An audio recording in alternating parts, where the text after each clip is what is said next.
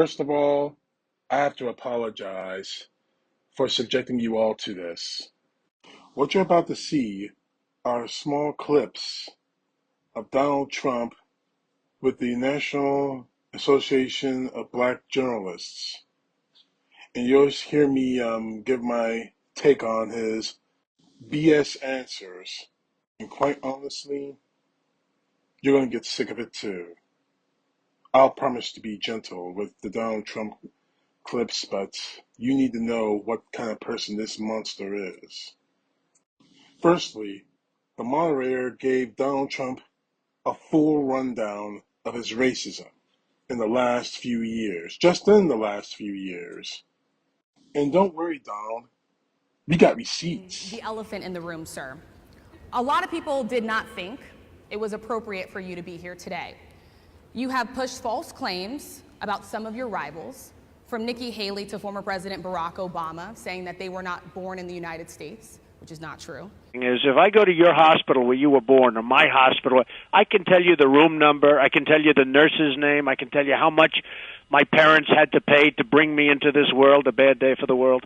But I can do all of these things, Anderson, and nobody knows. You know, his own family is fighting over which hospital he was born in. They have no records. They have nothing. What do you mean his family is fighting over this? His family in Hawaii was arguing over which hospital. They were disputing each other as to which hospital in Hawaii he was born in. And, you know, more importantly, his grandmother was saying that he was born right down the road. And I'm not talking about this country. I'm talking about a totally different country called Kenya.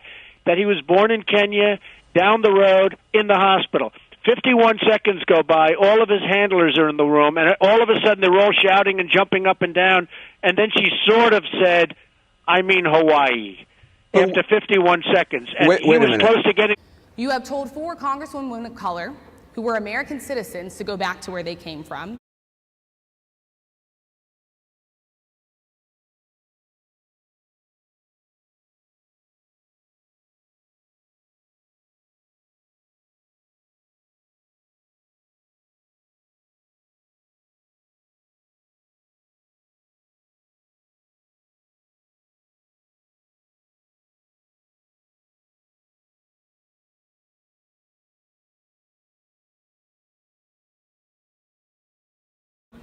You have used words like animal and rabbit to describe black district attorneys.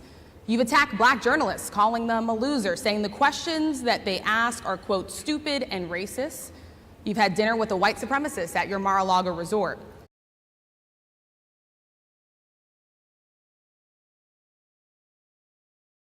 So my question, sir, now that you are asking black supporters to vote for you, why should black voters trust you after you have used language like that? A simple question. Actually, no, it's not that simple, because a person like Donald Trump dug himself into this hole and there's no way for him to get out. But he tries to get out in the worst way possible. Well, first of all, I don't think I've ever been asked a question in such a horrible manner. First question. You don't even say, hello, how are you? Are you with ABC? Because I think they're a fake news network, a terrible network. And I think it's disgraceful that I came here in good spirit. I love the black population of this country. I've done so much for the black population of this country, including employment, including opportunity zones with Senator Tim Scott of South Carolina, which is one of the greatest programs ever for black workers and black entrepreneurs. I've done so much. Not off to a good start now. That's your way of trying to answer that particular question? You were given the full run-through of your racism in your face, Trump.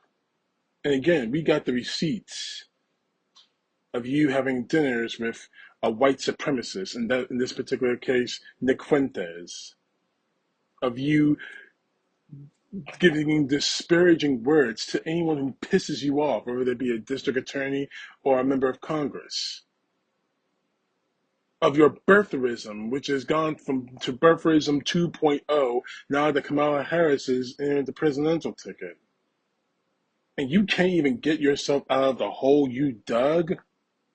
I wish I could say it gets better, but it only gets worse. Other questions here. Some of your own supporters, including Republicans on Capitol Hill, have labeled Vice President Kamala Harris, who is the first Black and Asian American woman to serve as vice president and be on a major party ticket, as a DEI hire. Is that acceptable language to you? And will you tell those Republicans and those supporters to stop it? How do you define DEI? Go ahead. How do you define diversity, equity, inclusion? Okay, yeah, go ahead. Is that what your definition? That is give me a literally definition the words then. Would you give me a definition DEI. of that? Give me a definition of Sir, that. I'm asking you a question, No, a you very have to direct define question. it. Define it for me, if you would. I just defined it, sir. Do you believe that Vice President Kamala Harris is only on the ticket because she is a Black woman? Well, I can say no. I think it's maybe a little bit different. So, I've known her a long time indirectly, not directly very much, and she was always of Indian heritage, and she was only promoting Indian heritage. I didn't know she was Black until a number of years ago when she happened to turn Black, and now she wants to be known as Black. So I don't know, is she Indian or is she Black? She has always But you know identified what? as a Black woman. She went to a historically Black college. I respect either one, but she obviously doesn't, because she was Indian all the way, and then all of a sudden she made a turn, and she became a Black person. Just to be clear, sir, do And you I believe think, that I think she is somebody should look into that too when you continue in a very hostile, nasty tone. It's a direct question, sir. Do you believe that Vice President Kamala Harris is a DEI hire, as some I Republicans really have don't know. said? I mean, I really don't know. Could be. There are some, and there are plenty. I know this lady right over there, Harris, is a fantastic person who just interviewed me at length, and we had a great interview, I think. And I heard... Trump, stop it. We all know that you tried to push the DEI excuse on Kamala Harris. We know this. But the fact is, today and in that conference, in that moment, you tried your best not to use the N-word. And you know it's just on the tip of your tongue when you try to answer that question. You want to call Kamala Harris the N-word, which is obviously what the Republican Party is doing, behind closed doors, mind you, but they're doing it. Every time they use that excuse, DEI, that's basically the N-word. You tried to put President Obama back in the day when you tried to convince everyone that he wasn't born in the United States with a fake birth certificate that you tried to conjure up with the help of your racist sheriff, Joe Arpaio, and you're trying to do it now. But if you're going to try to call her the N-word, just say it, Trump. Stop being the coward that we know you are and just say it. I mean, it is not lost on us how divided we are as a country. And as you were coming today, we really got to see that we were divided along the lines of race, along the lines of gender. And there is this question of, in this moment where we are, why come here? What is your message today? My message is to stop people from invading our country that are taking, frankly, a lot of problems with it. But one of the big problems, and a lot of the journalists in this room I know and I have great respect for, a lot of the journalists in this room are Black. I will tell you that coming from the border are millions and millions of people that happen to be taking Black jobs. You had the best. What exactly is a Black job, sir? A Black job is anybody that has a job. That's what it is. Anybody that has a job. All right. And Mr. President, they're taking the employment away from Black people. They're coming in, they're invading. It's an invasion of millions of people, probably 15, 16, 17 million people. I have a feeling it's much more than that. And everybody's been seeing what's happened. The first group of people, the Black population, is affected most by that. And Kamala is allowing it to happen. She's the border czar. She's the worst border czar in the history of the world. There's never been a border czar like this. She's never. You were asked what your message is to Black voters in a room full of African American journalists. You were asked this. You didn't even try to answer the damn question. You didn't even try. You just went on your border spiel about how the evil Mexican horde, how the evil Mexicans are tearing apart the country, when people like you and the rest of the MAGA are the ones tearing apart this country. And again, the black jobs. What exactly are black jobs in your view, Trump? What exactly black jobs are you talking about? You didn't give an answer. You just tried to, you knew you got yourself in the hole and you tried to dig yourself out. And honestly, it's bad. It went from bad to worse in 33 seconds. I would say it gets better, but unfortunately, it gets a hell of a lot worse with a controversial topic that Donald Trump and the MAGA don't even want to touch. And that topic is, of course, police brutality. I'm sorry? It's very clear. I hear you. Okay. So Sadia Massey, someone from Illinois, an unarmed black woman, was shot the other day in her home by a deputy sheriff. The deputy has since been charged with murder. You've said police would get immunity from prosecution if you win. Why should someone like that officer have immunity, in your opinion? Immunity? Immunity. I don't know the exact case, but I saw something, and it didn't look good to me. It didn't look good to me. Are you talking with the water, right? Yeah, well, police unions are not backing this person either. Okay. But again, why would... They're going to be charging the officer. I guess they're charging the officer. So why should he receive immunity? Well, he might not. I mean, it depends. It depends on what happens. I'm talking about people that are much different cases than that. We need people to protect ourselves. And by the way, in Chicago, as an example, a few weeks ago, July 4th weekend, they had 117 shootings and 17 deaths. Nobody wants that. Nobody wants that. We need to have our police officers have the respect and dignity back. In this particular case, I saw something that didn't look good to me. I didn't like it. I didn't like it at all. So can you get a little more specific back to the immunity question? Who would make those distinctions? Well, right now, for the most part, people are protected by their unions, by their police unions, or by their police departments. But I'm saying if I felt, or if a group of people would feel that somebody was being unfairly prosecuted because the person did a good job maybe with crime, or made a mistake, an innocent mistake. There's a big difference between being a bad person and making an innocent mistake. But if somebody made an innocent mistake, I would want to help that person. What would those exceptions be? What would determine an innocent mistake? You go after somebody and it's a very close call and it's very dangerous. And you know, they have the policeman's life and woman is a very difficult thing because sometimes you have less than a second to make a life and death decision, and sometimes very bad decisions are made.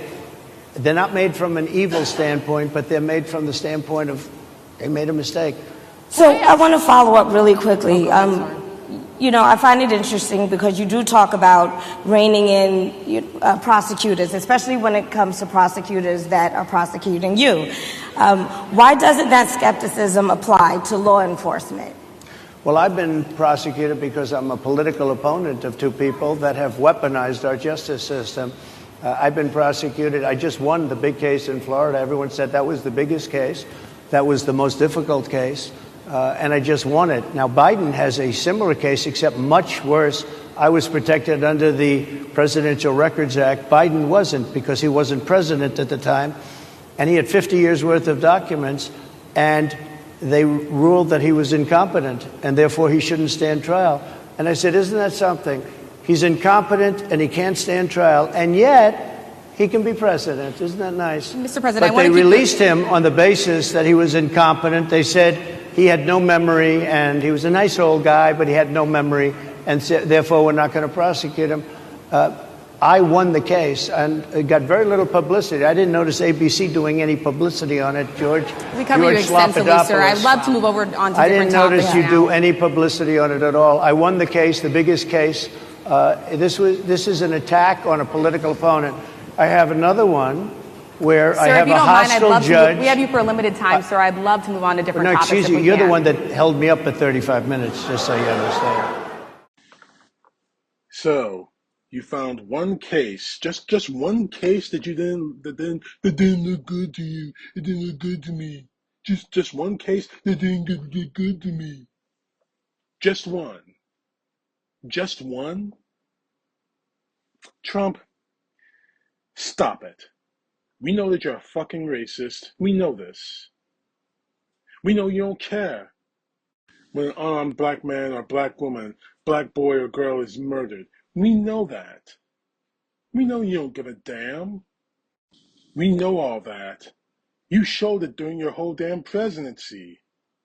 Not one word from you, your Justice Department, or the MAGA when a black kid is murdered for no reason at all by a police officer, other than the fact that they're black and nearby, other than the fact that they want to use the excuse, I fear for my life. The incident in which they were talking about in Illinois, this deputy feared for his life from a woman holding a pile of wire who actually called the police. Let's make that clear right now. She's the one who called the police to report a prowler. He feared for his life? But this is the only case. This looks bad. You piece of shit, Trump.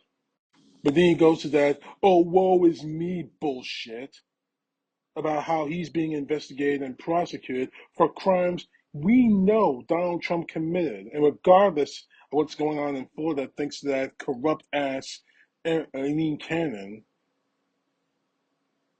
we know that he's guilty of the crimes he's accused of. And he's terrified of going into a jail cell. But he wants to play the, oh, woe is me, they're coming after me. Shut up, Trump. You don't care about police brutality.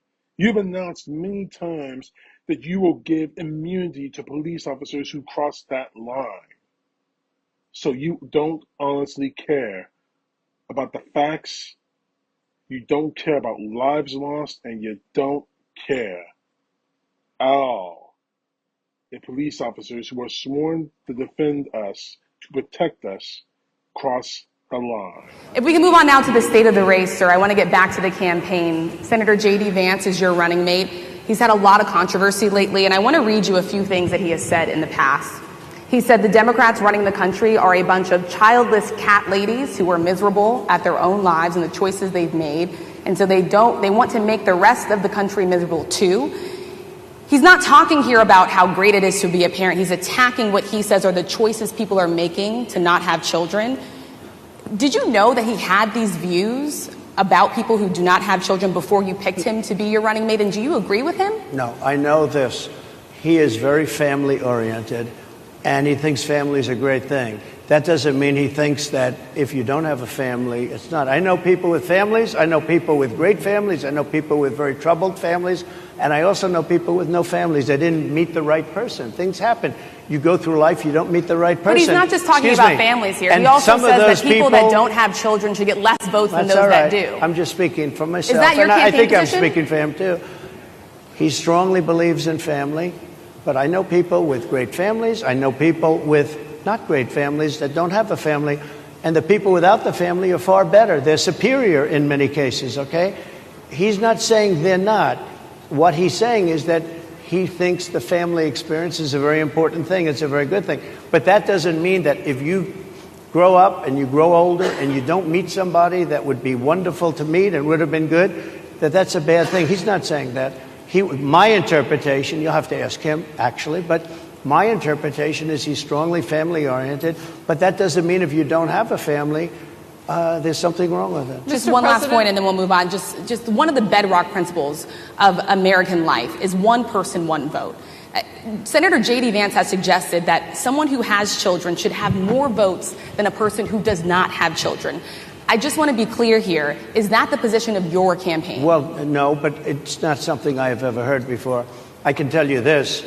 Right now you have illegal aliens coming into our country, many from prisons and many from mental institutions, and they want to give them votes. I don't think they should have votes. Just you wait, Vance. There's a candy-ass video with your name on it. Just you wait, you son of a bitch hillbilly. Now, I'm not calling him a hillbilly because I'm being a racist or anything. He calls himself a hillbilly. Hell, he wrote a book calling himself a fucking hillbilly. Oh, I would laugh at the situation where that's serious, but I'll just laugh anyway. He called himself a fucking hillbilly. That's not me talking. That's J.D. Vance talking. But just you wait, Vance. There's a candy-ass video with your name all over it. But I'm a little upset that the journalist on stage didn't hammer Trump on another statement that Vance obviously made. The fact that he believes that women who are in abusive relationships should stay in those relationships for the sake of the family. Just you wait, Vance. Your ass is mine. But the last thing I want to talk about with these clips, and again, I'm sorry for subjecting all of you to them, is of course January 6th. Mr. Law and Order. Mr. President, I would love to ask you about January 6th. You've called yourself the candidate of law and order. Yeah. When Time Magazine asked you if you would consider pardoning all the rioters, you said, yes, absolutely. Sure. You called them patriots. 140 police officers were assaulted that day. Their injuries included broken bones, at least one officer lost an eye, one had 2 cracked ribs, 2 smashed spinal discs, another had a stroke.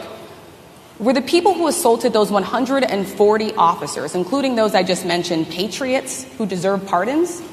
Well, let me bring it back to modern day. Like about 5 days ago, we had an attack on the Capitol, a horrible attack on the Capitol. You saw the people that were protesting and spraying these incredible monuments, bells, lions, all these magnificent limestone and granite with red paint, red spray paint, that will never actually come off, especially in the limestone. It will never, I'm a builder, I know about this stuff. It'll never, you'll see it in 100 years from now. They viciously attacked our government. They fought with police. They fought with them much more openly than I saw on January 6th. What's going to happen to those people? What's going to happen to the people in Portland that destroyed that city? But sir, my question is on those. What's going to happen to the people that tried to burn rioters who assaulted officers. You have to would you pardon what's those going to people? happen? Oh, absolutely, I would. You would pardon those. If they're innocent, I would pardon them. They've been convicted. And by the way, the Supreme Court just well, they were convicted by a very tough system. How come the people that tried to burn down Minneapolis, how come the people that took over a large percentage of Seattle, how come nothing happened to them? How come the people sir, we're talking about people that were seen beating officers with flagpoles, dragging them down the stairs. They're on video. Have you seen that video, sir? Oh, really? Well, you would pardon those rioters? They shot a young lady in the face who was protesting. They shot her in the face. You know, nobody died that day. You do know that. But people died in Seattle. Nobody died, but people died in Minneapolis. You know, people died in Minneapolis. And nothing happens, and nobody ever talks, and nothing happens to those people. But you went after the J6 people with a vengeance. And I'll tell you what about the cops that were, and I'm all for the police, as you know, but what about the police that are ushering everybody into the Capitol? Go in, go in, go in. What about that? Look, nothing is perfect in life, but you have people from Minneapolis, you have people just from 5 days ago in Washington, D.C. They were having fistfights and fighting with the police. They were spraying and destroying. They were desecrating our monuments in Washington, D.C. 5 days ago, and nothing happened to them. And you can't have two systems of justice. That's why they went after me as a political opponent, because they felt they couldn't win without doing that. And we're going to win our cases, and we're going to be vindicated. But I have to spend a lot of time on that, and money. That's what they want. After the election, they won't care. Although in my case, I think they probably will, because the hatred is pretty deep. But I'll tell you, they went after me as a political opponent. That's never happened in our country before, and it sets a terrible, terrible precedent. You were asked a question about statements you made about January 6th. specifically the people who were arrested and charged, prosecuted, and jailed because of those crimes. You were asked a simple question about that, and you couldn't answer. What about this? What about that? What about this? What happened here? What happened here? Now, again, I'm going to make this clear to you all. I don't support what the violence that happened after the George Floyd tapes were released. That level of violence was incredibly wrong.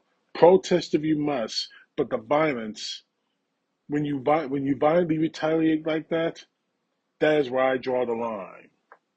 I have said that many times in many of my videos. However, I do understand why the riots happened. Understanding something is not the same thing as condoning it. But here's the thing, Trump. You condone what happened on January 6th. You have not said anything wrong about it. You called people who are arrested, who have assaulted police officers, Mr. Law and Order. You call them patriots.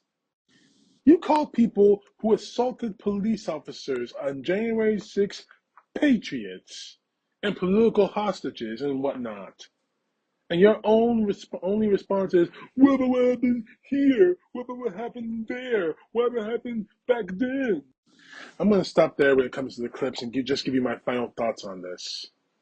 A lot of people are criticizing what happened.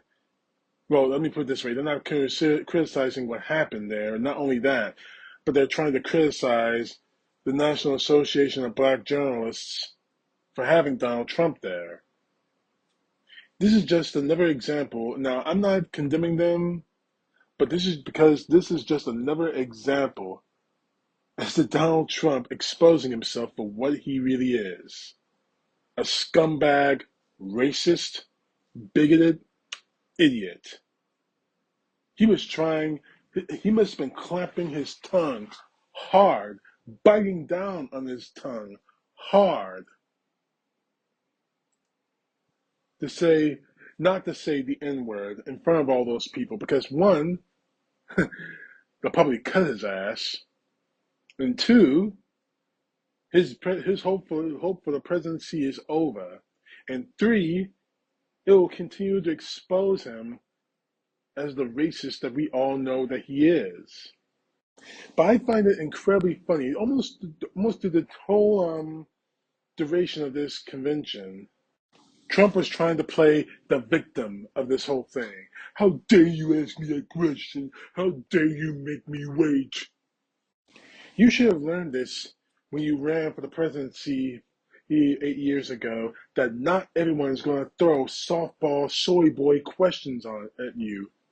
Not everybody's going to be Newsmax or One American News or Fox News, God forbid.